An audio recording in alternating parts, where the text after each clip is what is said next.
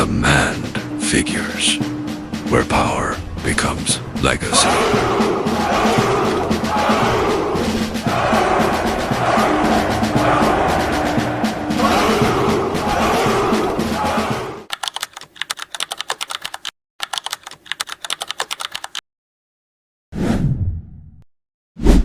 Hello, we are back here with command figures. It is good to be back. And today we are tackling a subject that is, frankly, the definition of a command figure, though perhaps in the darkest, most catastrophic sense imaginable. Absolutely. Today we're doing a comprehensive deep dive into Adolf Hitler. But before anyone tunes out thinking, oh, I know this story, the angry speeches, the mustache, the bunker, we are doing something very different today. We really are. We aren't just reciting a biography. We're looking specifically at the mechanics of his rise. We want to understand the psychological and, the bureaucratic structures that sustained him, and ultimately the specific military overreach that destroyed him. Right, because the caricature we often see, the shouting madman, it just doesn't explain how he actually took power in a sophisticated, educated nation like Germany. If he was just a raving lunatic, he would have been laughed off the stage. He would have been a footnote. Exactly. Our mission today is to move beyond that caricature. We need to look at the historical analysis, the social psychology, and the military records to really understand the how and the why. That's the key, isn't it? How does a homeless painter and a common soldier, these are terms the sources use repeatedly, how does that person transform into a figure of messianic worship for millions? It's the central paradox of the 20th century, really. So to answer that, we've got a chronological roadmap. We're going to start way back in the family dynamics of the late 19th century. Then we'll move through the political chaos of the 20s and 30s, and we'll end with that massive overextension of Operation Barbarossa in the 1940s. And as we do that, we have to keep a few key themes in mind. Things like the Führer myth, which was this, deliberately constructed image, and also the intense debate historians have between functionalism and intentionalism regarding the Holocaust. Right. Was it a plan, or did it just sort of evolve out of the chaos? Precisely. And we'll also touch on the theory of the authoritarian personality, which might give us some clues about the man himself. Okay, so let's unpack this, starting right at the beginning. The origins. And honestly, the first thing that jumps out from the research is the name. It's a small detail, but we almost didn't have a Hail Hitler. No, we didn't. This is a fascinating bit of historical irony that, it really highlights how much of history hangs by a thread. Yeah. Hitler's father, Alois, was born Alois Schicklgruber. Schicklgruber. He was illegitimate, and he bore that name until he was almost 40 years old. It wasn't until 1877 that he officially changed his name to Hitler, which was a variation of his stepfather's name, Heidler or Hitler. Heil Schicklgruber. It just doesn't have the same ring to it, does it? Try imagining a stadium of 100,000 people chanting that. It sounds silly. It really doesn't. It sounds almost comedic in a German context. It's clunky, it's a bit rural, bit of a mouthful. The name Hitler, on the other hand, has a sharp percussive quality to it. It's like a whip crack. It is. It's short, punchy. It's hard to imagine the rhythmic chanting of the Nuremberg rallies with a name like Schicklgruber. It might seem like a small detail, but in the world of propaganda and branding, which the Nazis were absolutely obsessed with, the name mattered a lot. Now, speaking of his ancestry, there's this persistent rumor, and I feel like I hear this all the time, that Hitler actually had a Jewish grandfather. It's one of those things that people love to repeat because of the incredible irony. Oh, yeah. What did the actual sources say about that? It's a very sticky rumor, and it actually comes from a specific source, a man named Hans Frank. Who was he? Hans Frank was the governor general of Nazi-occupied Poland during the war. He was known as the Butcher of Poland. So while he was in prison, waiting for execution at Nuremberg, he wrote his memoirs. Okay. And in those memoirs, he claimed he had investigated Hitler's lineage on Hitler's own orders back in the 30s. He claimed Hitler's grandmother had worked as a maid for a Jewish family named Frankenberger in the city of Graz, and that the man of the house got her pregnant. That would be the ultimate psychological twist. The man obsessed with Aryan purity, having Jewish ancestry himself? It would be, but we have to be really careful here because the evidence just isn't there.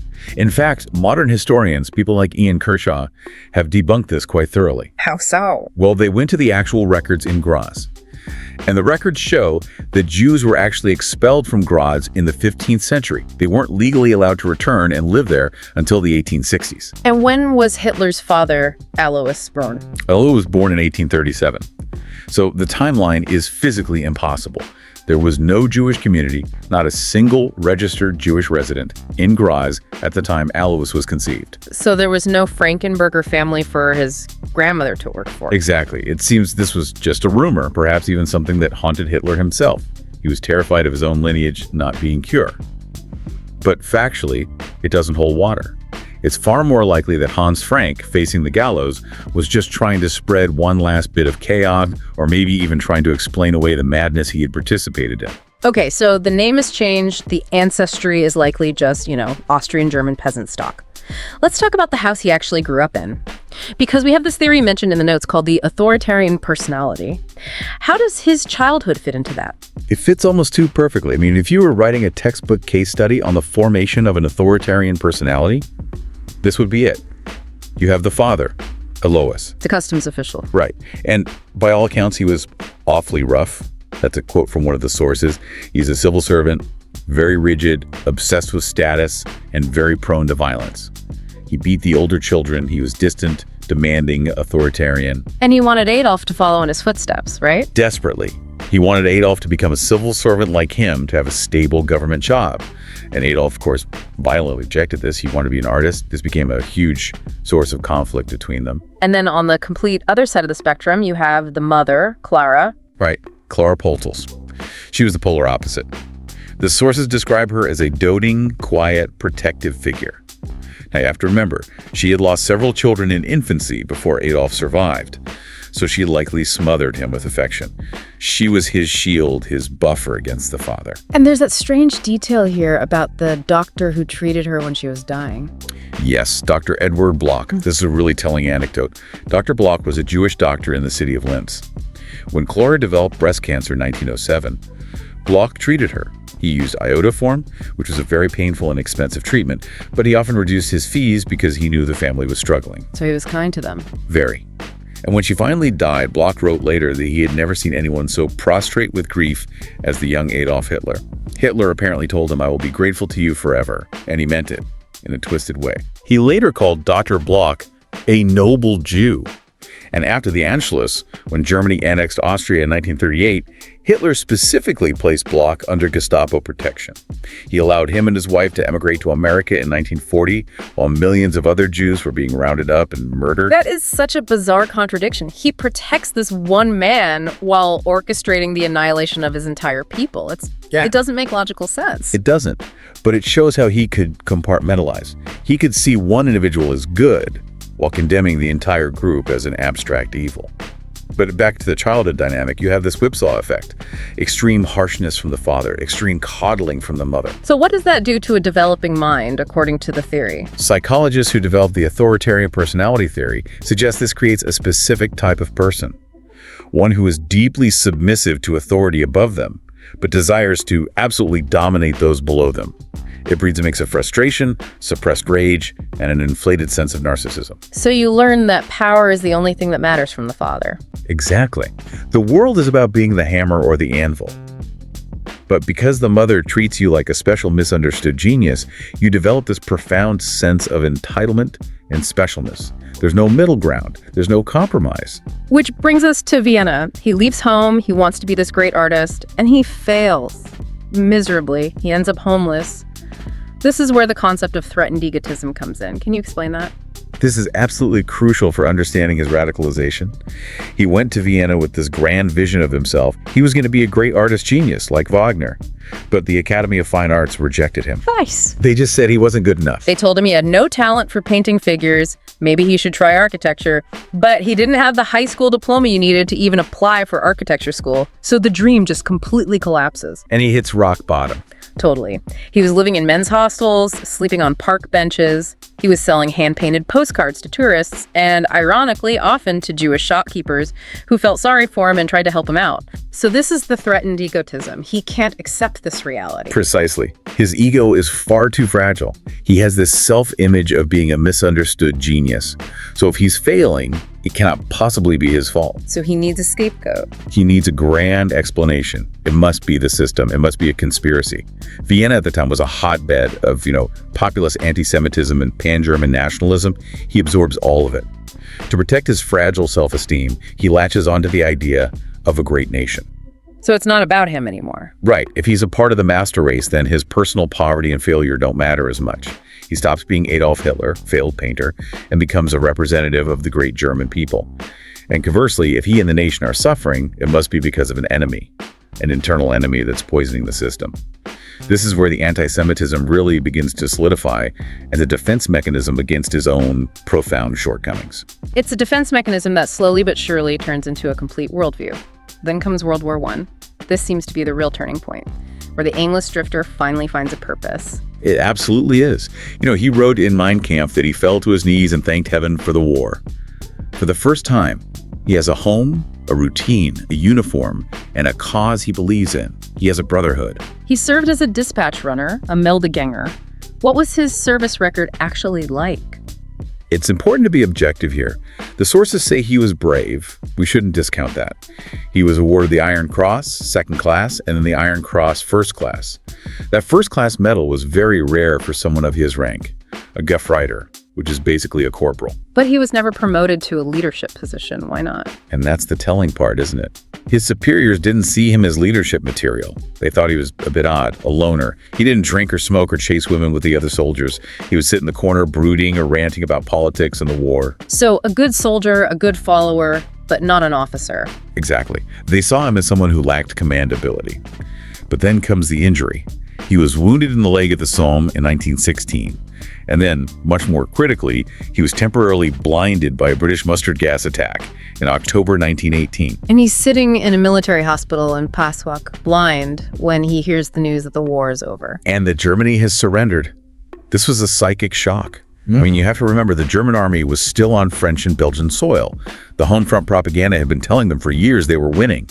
So when the surrender happened, Hitler, like many, many other soldiers, couldn't process it as a simple military defeat. It didn't make sense. It didn't compute. Yeah. So he latched onto the stab-in-the-back myth, the Dolchstoßlegende. Explain that for us. It's the idea that the German army was never defeated in the field, that it was betrayed, stabbed in the back by the politicians, the Jews, the socialists, and the Marxists at home, the November criminals, they call them.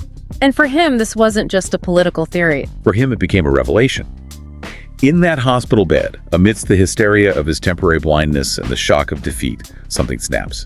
He later wrote that this was the moment he decided to become a politician. He convinced himself that he had a messianic mission from Providence to save Germany from these internal enemies. So the unknown corporal decides to enter politics, and he enters the chaos of 1920s Weimar Germany. This is where we need to talk about the Hitler myth, because by the early 1930s, he isn't just another politician, he's treated like a deity by millions. How is that constructed? It wasn't an accident. Not at all. It was a deliberate, sophisticated, and relentless construction. And the chief architect of this was, of course, Joseph Goebbels and the Nazi propaganda machine. They understood something profound about mass psychology. That in a time of crisis, people don't just want a platform or a policy paper. Germany was broken. Hyperinflation, national humiliation, street violence between communists and nationalists. People wanted a savior. They wanted someone to believe in. So the Nazis crafted this image that had three distinct, very powerful parts. Okay, what were they? First, he was the common man. He was a worker, a soldier. He knew what it was like to be hungry. He wasn't some fancy aristocrat from Prussia or a distant, decorated general. He was one of us who had risen from the muck. So relatable. Incredibly. Second, he was the genius, the architect of Germany's rebirth. A statesman of almost superhuman intuition who was always right when all the experts and politicians were wrong. He embodied the will of the nation. And the third part? The defender. This was crucial. He was the only man, the only force strong enough to stand up to the existential threat of Jewish Bolshevism. He was the bulwark protecting Germany from the chaos they saw coming from the Soviet Union. There's this fascinating detail in the sources about the 1932 presidential election campaign. It was called Hitler over Germany. Yes, this was revolutionary political theater. Before this, politicians campaigned by train. It was slow, cumbersome. Hitler was the first major politician in the world to use an airplane to campaign on a massive scale. And what did that allow him to do? He would visit up to 5 cities, in a single day. But think about the imagery, the symbolism. He is literally descending from the clouds. It gave him this godlike arrival.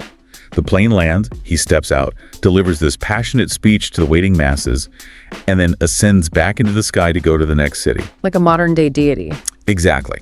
And they use that exact imagery in the opening shots of Leni Riefenstahl's film Triumph of the Will, his plane flying through the clouds over Nuremberg. It was all part of the myth-making. And this myth created a kind of Teflon coating for him, didn't it? The sources talk about this phenomenon called "if only the Führer knew." That is one of the most important aspects of his power to understand. It's so counterintuitive. The public often hated the local Nazi Party officials. They called them little Hitlers. Why? Because they were corrupt, they were petty, they were local bullies. But Hitler himself, he was seen as being above all that. He was above the fray. If something went wrong, if there was a food shortage or a corrupt local official was causing trouble, people would genuinely say, if only the Führer knew about this, he would fix it. So they completely separated the leader from the system he created. Completely. It's like hating your local DMV office, but loving the president, but on the totalitarian scale. It allowed him to maintain incredible popularity even when his regime's policies were causing real hardship and injustice. The blame always fell on the underlings. It's amazing how that psychology works. It allowed him to remain pure in their eyes. And speaking of psychology, the sources describe him as an instigator rather than just a perpetrator. What does that distinction mean in this context? It's a concept from social psychology that's really useful here. A perpetrator is someone who, directly commits an act of violence. An instigator doesn't always have to get their hands bloody. They provide the vision, the ideology that legitimizes violence for other people. So he gives them the justification. He gives them the justification and the permission. He creates a cognitive framework, a worldview, where loving Germany requires hating Jews. The two become inseparable. So to maintain cognitive balance, to feel like you're a good person, a good German in that system, you have to adopt his hatreds. He didn't have to order every single beating in the street. He just had to create the climate. He just had to say the Jews are our misfortune, and his followers, his SA stormtroopers, did the rest. They were working towards the Führer, as we'll discuss later. So he builds this movement, he builds this myth, and in January 1933, he becomes chancellor. And the old conservative elites, people like President von Hindenburg, they thought they could control him. They famously said, "We've hired him." Famous last words, right? They thought he was an uneducated Austrian loudmouth they could box in. They'd make him chancellor, give his party a few cabinet posts, and the traditional conservatives, the aristocrats and the industrialists, would really run the country. A fatal miscalculation. The most fatal in German history. He moved with lightning speed to dismantle the Weimar democracy. This process was called Gleichschaltung. Can we pause on that term, Gleichschaltung? It sounds so, technical and bureaucratic. What did it actually feel like for a regular German citizen on the ground? It was terrifyingly fast and total. Imagine waking up one day and your local chess club, your soccer team, your volunteer fire brigade, your gardening society, your trade union, all of them are suddenly Nazi organizations. So everything becomes political. Everything. You can't just play chess anymore. You have to play chess for the glory of the Reich. And by the way, you have to exclude your Jewish members. Every aspect of civil society, every independent organization was either dissolved or absorbed by the party. There was no private space left to just be. You were either coordinated or you were an enemy of the state. But the real turning point, the moment he becomes the absolute unquestioned tyrant where even the army is afraid of him, seems to be the night of the Long Knives in June 1934. Yes. This is the moment the mask comes off completely. This is when the gangster nature of the regime is laid bare for all to see. And this is essentially a mafia-style hit on his own people. Let's unpack the conflict here. Why did he turn on the SA? These were his stormtroopers, his brown shirts. They fought for him in the streets for a decade. And that was exactly the problem. The SA, led by one of his oldest comrades, Ernst Röhm, were street fighters. By 1934, they were millions strong. They were a massive, unruly mob. And Röhm wanted a second revolution. What did that mean? Well, he was a socialist in the National Socialist sense. He wanted to redistribute wealth, break the power of the big industrialists and the old aristocrats. But more dangerously, he wanted to merge the SA with the regular army, the Reichswehr. He wanted to be the head of a new people's army. And the traditional professional army hated that idea. The army despised the SA. They were professional soldiers steeped in Prussian tradition. They saw the SA as a rabble of thugs, homosexuals roam, and many of his lieutenants were openly gay and heavy drinkers. And the business leaders who had funded Hitler were terrified of Rome's socialist rhetoric. So Hitler had a choice to make. A critical choice. He needed the professional army to wage his future wars of conquest. You can't conquer Europe with street thugs. So to win the absolute loyalty of the army, he had to sacrifice the SA. He had to eliminate Rome. And he didn't just fire them or disband them? No. This was Operation Hummingbird, as it was codenamed. June 30th, 1934. Hitler flies to Munich. He personally storms the hotel where Rome and his lieutenants are staying. He's screaming at them, tearing the epaulets off their uniforms himself. Rome is arrested and later shot in his cell when he refuses to commit suicide. And it didn't stop with the SA leadership. Not at all. They used the confusion and chaos as cover to settle old scores. The SS, under Himmler, had kill lists. They murdered General von Schleicher, the former chancellor who had opposed Hitler. They murdered Gregor Strasser, an old rival from within the Nazi party. They even killed a music critic named Willy Schmid by mistake, because he just had a similar name to someone on the list. Yeah. It was a complete bloodbath that went on for days. And then the aftermath, this is what chills me. He goes to the Reichstag, the German parliament, and he admits it. He justifies it. He does more than justify it. He declares himself the supreme judge of the German people. He says that in that hour of danger, he was the law. And the Reichstag, which by now is just a rubber stamp, retroactively passes a law legalizing all the murders. So murder becomes legal. That is the moment the rule of law completely dies in Germany. But the most significant outcome, the real prize for Hitler, was the oath. The Hitler oath. Yes. Before this, German soldiers swore loyalty to the people and the Constitution. After the Night of the Long Knives, the army, incredibly grateful that Hitler had removed the SA threat, voluntarily swore a new oath. And what was different about it? They no longer swore allegiance to Germany or the Constitution. They swore an oath of unconditional obedience to Adolf Hitler personally. To him, as their Führer, this bound the military to him faithfully. Later on in 1944, when generals wanted to rebel against him, many felt they couldn't because they had sworn this sacred oath to God to obey this one specific man. It sets the stage for everything that follows. Now he has absolute power. He has the army bound to his person, and he starts moving toward war and, of course, the Holocaust. And here is where we get into a major historical debate. Intentionalism versus functionalism. This helps us understand how the Holocaust actually happened. So was it the plan from day one? This is the central question historians have wrestled with for decades. The intentionalist school of thought argues for what they call the straight road to Auschwitz, meaning that Hitler had a master plan for the extermination of the Jews going all the way back to 1919, or at least his writing of Mein Kampf in 1924. They point to specific quotes. In Mein Kampf, he talks about how gassing 12 or 15,000 of these Hebrew corruptors at the start of World War I would have saved 1 million German lives. That's pretty explicit. Very. And they also point to his prophecy speech to the Reichstag in January 1939, where he explicitly threatens the annihilation of the Jewish race in Europe if they start another world war. It seems pretty clear when you look at those quotes. He said he was going to do it. But there's another point of view. Yes, the functionalists. They argue for what they call the twisted road to Auschwitz. They say the Nazi state wasn't some well-oiled, efficient machine. It was a chaotic jungle of competing bureaucracies. You had the SS, the party chancellery, the state ministries, all fighting each other for power and for Hitler's favor. So not a master plan, but chaos. Right. And functionalists argue that the Holocaust evolved, almost improvised, out of bureaucratic and logistical failures.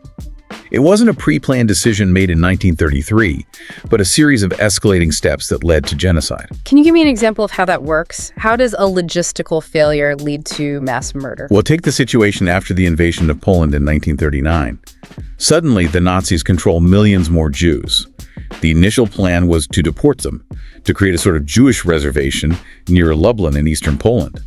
But the local governor there, Hans Frank, said, "I can't take them. We have no food. We have no housing. Stop sending them." So plan A fails. Plan A fails. Then there was the Madagascar plan, a serious proposal to ship all of Europe's Jews to the island of Madagascar off the coast of Africa.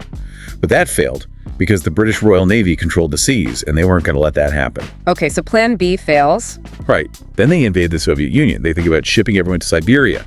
But the war stalls. So now you have these local officials, these Gauleiters, with thousands and thousands of Jews crammed into sealed ghettos, running out of food, with typhus breaking out. And they're writing frantic memos to Berlin saying, what do? We can't feed them. So without a direct written order from Berlin, some of them start shooting them. They start solving the problem locally. This brings up that concept you mentioned of working towards the Führer. Exactly. This is where most modern historians have landed, in a synthesis of the two views. Hitler might not have sat down and signed a piece of paper that said, begin the final solution. But he set the tone. He set the ultimate goal. I want the Jews gone. His underlings in this chaotic system, trying to please him, trying to interpret his will, would come up with increasingly radical solutions. So they're competing to be the most extreme. Precisely. It's a process historians call cumulative radicalization. So Hitler provides the essential authorization and the virulent hatred, that's the intentionalist part. But the specific machinery of death, the shift from ghettos to bullets to gas chambers, often evolved through local initiatives and bureaucratic improvisation. That's the functionalist part. So while this horrifying internal machinery is churning, he's also making these huge moves on the global stage. And the biggest shocker of them all comes in August 1939. The Molotov-Ribbentrop Pact. The pact with Satan, as Hitler privately called it. This stunned the world. I mean, Nazis and Soviets were the sworn ideological enemies. Fire and water, fascism versus communism. They'd spent years denouncing each other as the ultimate evil. And then they signed a treaty of friendship. A non-aggression pact. It was pure, cynical, realpolitik.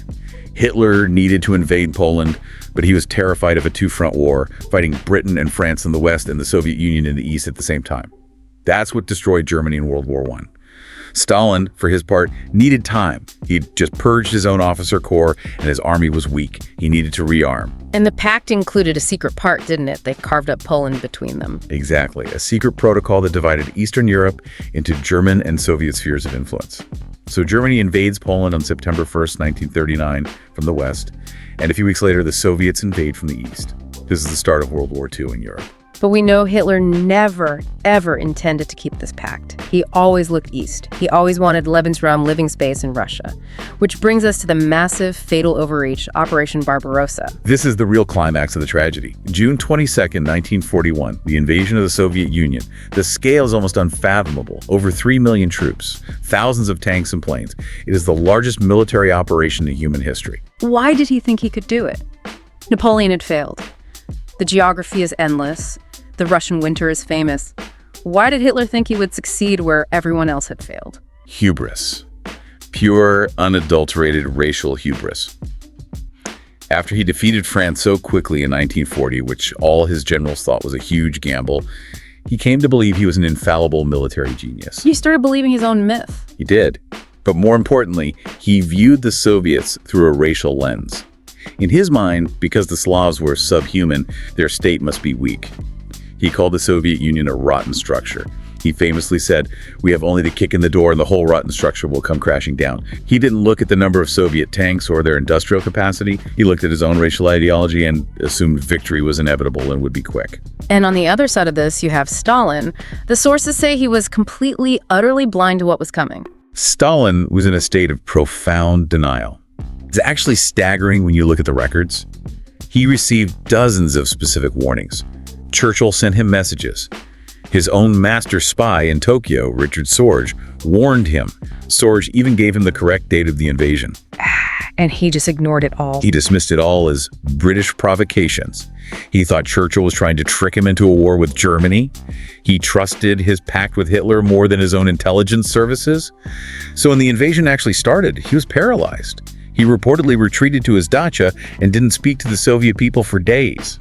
So the invasion starts, and initially it goes incredibly well for the Drummonds. They use blitzkrieg tactics, they encircle and capture millions of Soviet prisoners.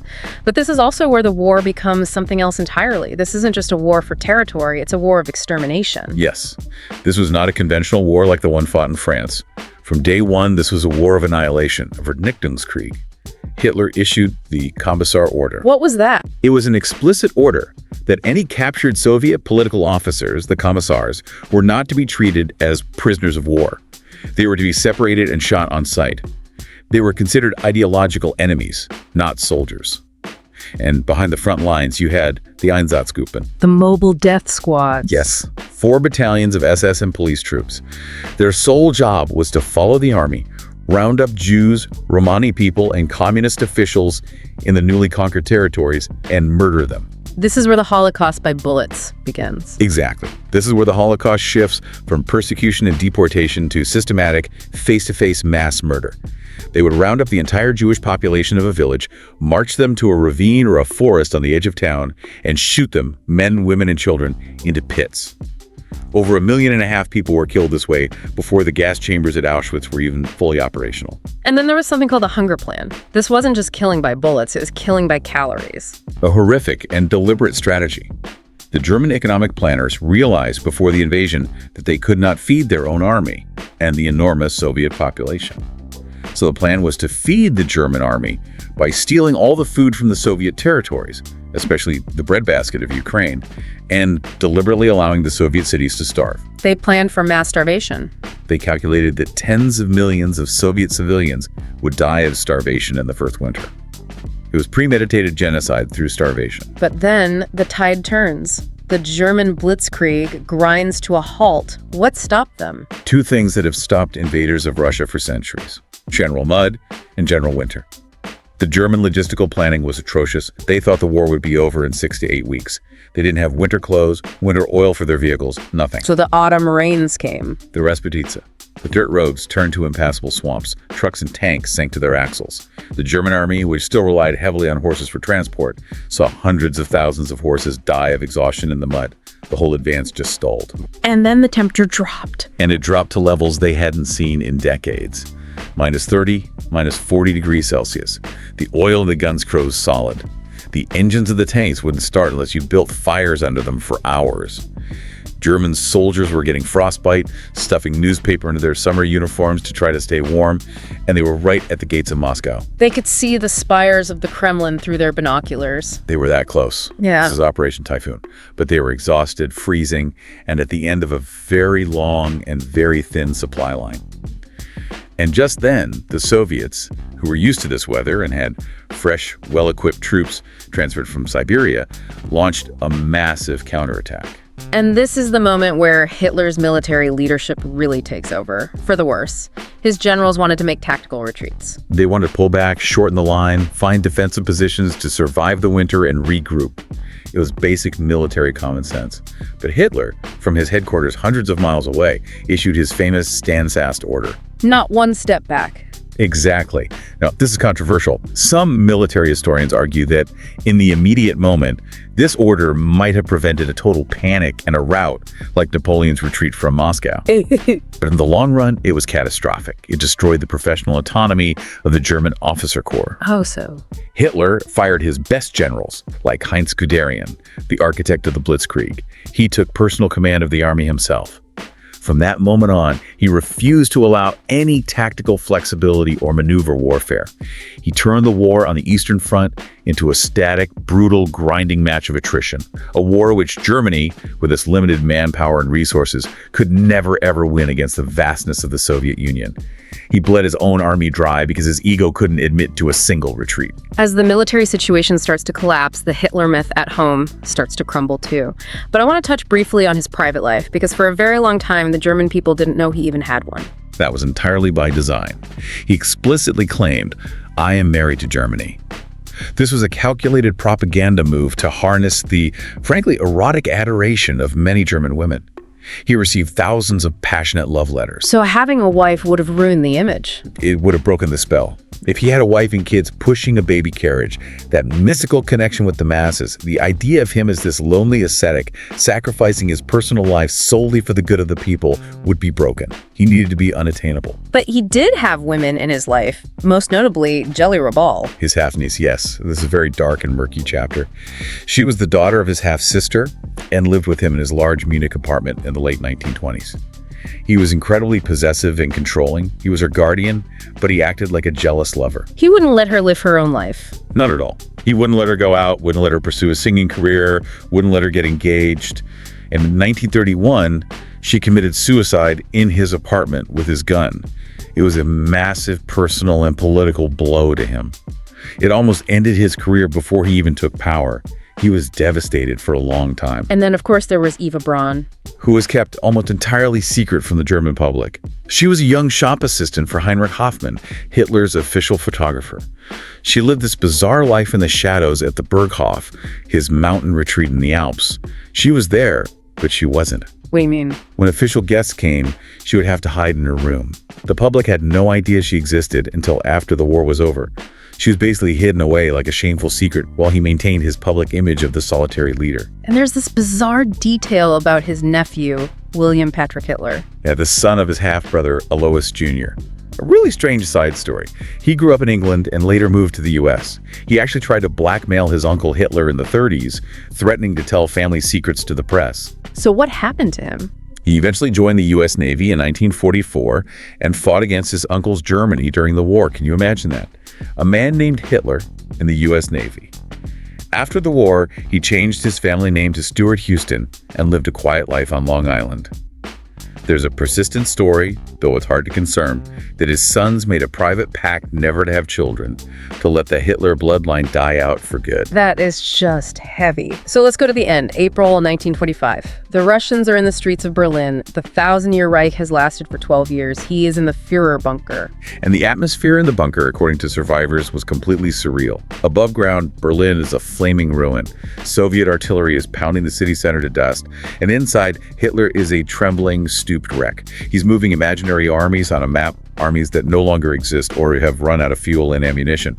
The Hitler myth of the infallible genius has finally and totally collided with reality. And in the very end, he marries Eva Braun. A bizarre midnight wedding ceremony while the world burns around them. A little champagne. A civil ceremony. And the next day, April 30th, they commit suicide together. She with cyanide, he with a pistol shot to the head. He was the ultimate abandonment, wasn't it? The ultimate act of narcissistic nihilism.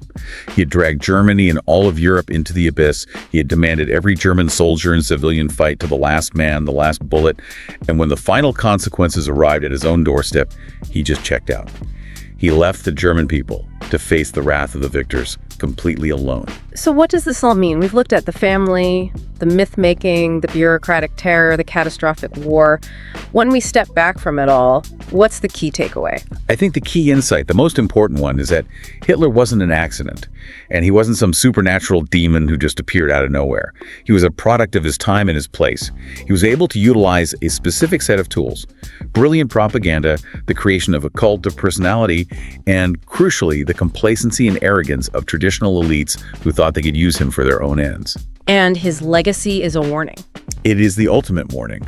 It's a warning about the profound dangers of charismatic authority. That's when a society willingly suspends the rule of law, critical thinking, and basic morality because they become so enamored with a savior figure who promises to fix everything. That's a powerful point. He didn't just take power by force alone. He was, in many ways, invited in by people who should have known better. And that leads to the final provocative thought I'd like to leave you with. We focus so much on Hitler, the individual, his psychology, his evil. But how much of the dictator is actually created by the leader? And how much is projected onto them by a populace that is desperate for simple answers and a savior?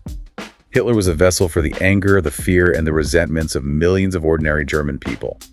Without them, he's just an angry, failed painter ranting in a Vienna hostel. That is a chilling thought to end on. Thank you for listening. Do not forget to click like and subscribe, and write your opinion in the comments section.